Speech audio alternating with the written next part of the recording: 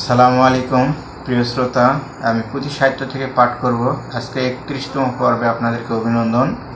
ইউসুফ জুলেখার প্রণয় কাব্য থেকে আলোচনা করব। ইউসুফ জুলেখার বন্দিশালা থেকে পলায়নের কাহিনী এবং ছোট্ট শিশু ইউসুফের পক্ষে তার জবানবন্দি দেওয়ার কাহিনী শুনবেন। তাহলে শুরু করা যাক। আরে 6 মাসের সওয়াল সেই মাথা তুলে চাই, আজিজ উজির হেরি উঠিয়া দাঁড়াই, সালাম আলেক দিয়ে কয়ে বারবার, কি কামে আইলে চাচা হুজুরে আমার। আজিজ কহেন তোমা দেখি খুশি ভরা, ইউসুফ জুলেখা দোনো হইয়াছে কি ঝগড়া। আরে বিচার করো তুমি হয়েও আমিন, দুজনে সালিশ তোমার মেয়েছে কিন। 6 মাসের লারকার দেখো করে বিচার, হেরিতে আইল লোক শহর বাজার।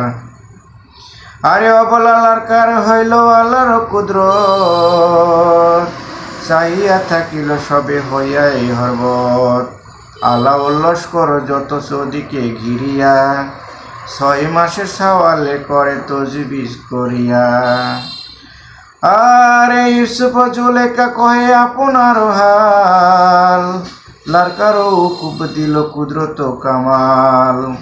সওয়াল করেন শোনো ইউসুফ নফর, তোমারও গায়ের জামা করিব নজর। সওয়াল সামনে সাউন যদি ছিঁড়ে থাকে জোরে, তবে গুনাহগার তুমি হইবে আখেরে। পিছনের দাউন যদি চিরে সেই মতে, তবে তো জুলেখার গুনাহ জানো তো দিলেতে। আরে কহিতে ইউসুফ জামা লিল মাঙ্গাইয়া, উজির ভাতিজা দেখে নজর করিয়া। তহ কি করিয়া লারকার লাগিল কহিতে, পিছনের দাউন গেল জুলেখার হাতে।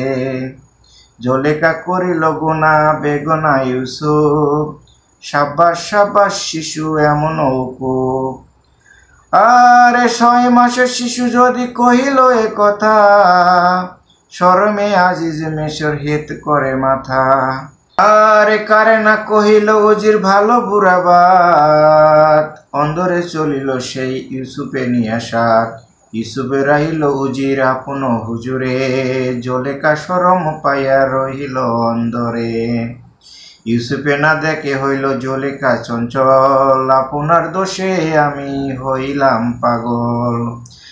আরে ইউসুফে না দেখে হইল জুলেখার অসুখ, কেমনে বাঁচিব আমি না দেখে সে মুখ।